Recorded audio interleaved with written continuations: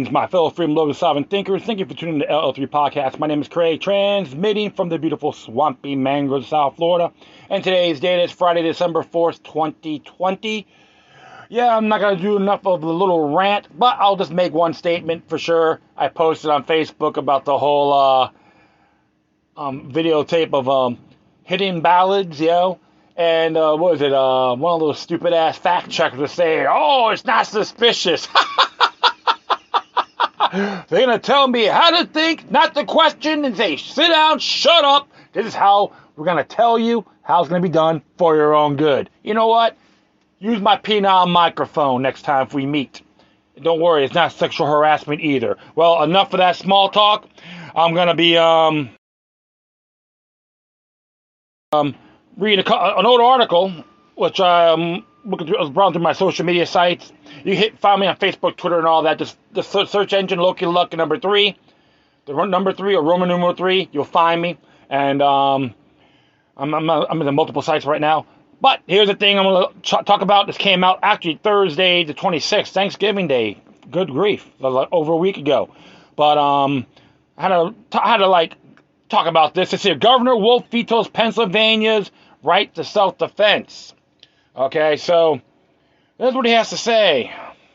On Wednesday, Pennsylvania Governor Tom Wolf vetoed 2 bills from the state legislature. The first bill, House Bill 2440, would be to have repealed the state's ban on open firearms carried during governors declare state of emergencies. And let me just make sure I don't get any interruptions. Okay, cool. I'm on my phone, by the way. The second, House Bill 1747, would have prevented the governor from closing gun shops and ranges during emergencies while also preventing the suspension of firearms and ammo sales. These bills were introduced and passed mostly along partisan lines in response to Governor Wolf's closure of these establishments, purportedly to reduce the spread of COVID-19 and save lives. In Wolf's veto message to the Commonwealth, he said that the legislation represents another meaningless attempt to after the necessary tools for fighting the pandemic, and that it would be an infringement on the authority and responsibility of the governor during states of emergency. Yes, okay, master. Thank you very much. I'll be your house and field peasant, boss. That's what he's trying to tell the people, the people of Pennsylvania that. Don't you get it? He's ridiculing you guys. This is how tyrannical and an oath-breaking sap that he is. Plain and simple. So I'm going to continue on here. And And it's like Governors Cuomo, Murphy, and Newsom, it seems that Tom Wolf believes that he's a master of his own fiefdom, and that the Pennsylvanians are his serfs. Okay, thank you, master. What Governor Wolf fails to understand is that the right to keep and bear arms is a natural right enshrined in the Constitution, which is the supreme law of the land. By trying to suspend the right of Pennsylvanians to carry on for self-defense, Wolf is showing the world that he neither values nor understands the basic values of our republic. Likewise, and ironically enough, Wolf, a purported businessman, is demonstrating that he lacks a fundamental understanding of the relationship between the resource scarcity and crime, which is fitting considering he attended an elite boarding school and some of the most exclusive schools domestically and abroad.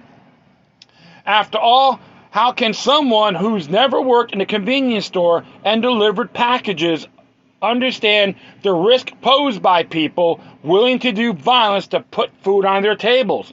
Wolf's veto of these self-defense bills should not be news and of itself. What is critical to consider is why they were even considered necessary in the first place. Wolf's representation of the right to self-defense as an infringement on his authority can only be interpreted one way.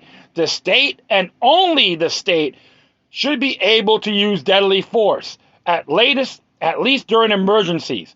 In a period such as the perpetual COVID-19 pandemic, That means Pennsylvanians and those living under like-minded governors are being told that they must make a choice, prepare to defend yourself on the street and in the court, or prepare for the burial plot. The differs only slightly from the cities of Pittsburgh and Philadelphia, who simply want to prevent people from bearing arms altogether. Fret not, we are already suing them both. Some might call that tyranny, or at least we would. Well. So you see, some of these folks in Pennsylvania, the government in general, including Philadelphia, Pittsburgh, and of course the Governor Wolf and the lackeys that belly up to him, are proud oath breakers and contradict themselves thoroughly. Here's the thing. Sometimes people, I know a lot of these organizations that have to use the Second Amendment all the time, which is all well and good. I'm not knocking it, but it's too much of a corporate indoctrination. I say that out of respect, for these organizations. I'm not condemning them. I'm just, hey, it's always good to throw more ammunition at these bastards, okay? So, I'm going to start looking here at the Pennsylvania Constitution, Article 1, which is Declaration of Rights, and we look at Section 1, as it reads here, inherited rights of mankind, all men are born equally free and independent and have certain inherited and indefeasible rights, among which are those of enjoying and defending life and liberty, of acquiring, possessing, and protecting property and reputation, and of pursuing their own happiness. So, that order he did on the gun shop shutting down, null and void. Bingo. All right, and we can hit Section 2, political powers. All powers inherent in the people, not Governor Wolf or his cohorts. The people. All right, and all free governments are founded on their authority and instituted for their peace, safety, and happiness. For the advancement of these ends, they have at all times an inalienable, which is inalienable, but inalienable and indefeasible right to alter, reform, or abolish those governments, their government, in such manner as they may think proper. All right? So, it's not Wolf, it's not his cohorts, it's not the bureaucrats, it's your fellow Pennsylvanians. All right? So, we'll hit Section 10. Section 10? Yeah, eminent domain. You talk about, eminent domain. Okay, we're going under the eminent domain, because they actually talk about here initiation of criminal proceedings, twice and jump to the eminent domain. What the eminent domain has to say? I'm just looking, and it's almost like the final sentence here, in the semicolon. All right, it says here, no person shall, last sentence here, no person shall, for the same offense, be twice put in jeopardy of life or limbo, nor shall private property be taken or applied to public use without authority of law and without just compensation being first made or secured. Interesting there, because he's trying to take away your livelihood to the gun shops, take away your livelihood. All right, so that's another one, another gap he don't want to abide by. And of course here, Section 17, ex post facto laws, impairment of contracts. No ex post facto law, nor any law impairing the obligation of contracts or making irrevocable any grant of special privileges or immunities shall be passed. Some places they can open up, some places they can't. So let's call it special privileges or immunities. Null and void once again. We'll hit Section 21. The right to bear arms. The right of the citizens to bear arms in defense of themselves and the state shall not be questioned. So all those little gun laws you got in Pennsylvania does not supersede this particular law, actual law. Okay, so another one, scrap, next, boom. All right, so we'll keep on going here. 25, reservation of powers in people To guard against the transgressions of the high powers which we have delegated, we declare that everything in this article is accepted out of the general powers of government and shall forever remain inviolated. We'll hit 26. No discrimination by Commonwealth and its public subdivisions. Neither the Commonwealth nor any public subdivision, political subdivision, thereof shall deny to any person the enjoyment of any civil right, nor discriminate against any person in the exercise of any civil right. Look at that. Boom. Once again. The message was clear, even though it's partisan lines. The ones that support the bills going by the supreme law of your Commonwealth, not Wolf or his cohorts, okay? See, right there is prima facie just cause on his face. I am going to leave this on my, both the article and Article 1 of your Commonwealth Constitution on my Spreaker page, okay? And here's a couple of these I recommend people should look at.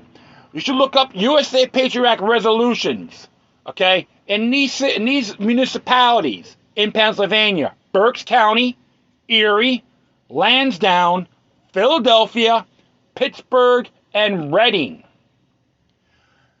They're interesting about, because even though it does say we're not going to support the certain language of the USA Patriot Act, but if you read it more thoroughly, they're supposed to, a lot of these municipalities are supposed to honor your rights as a whole. So those particular municipalities, counties, or cities, towns, doesn't matter, townships, you can throw that at them. Because to the right to carry and gun shops keep open without complying to the governor's order. Everything's on his face, my friends. So definitely I want you folks to look at that. It'll be very good because I did a little quick research on it, and boom. I always keep these. I'm like a digital pack rat. I'm like a pack rat, you know, and I admit that, paper and digital. So, but I always keep these things handy, and I can share it with all the beautiful people around the world. And I thank everyone for listening. Please feel free to download and share us throughout your social media networks. If you have any questions, comments, please send your correspondence with decorum. Like I said before, I'm going to leave the footnotes of this episode on my Spreaker page. And if you want to, support Fire Policy Coalition, do that.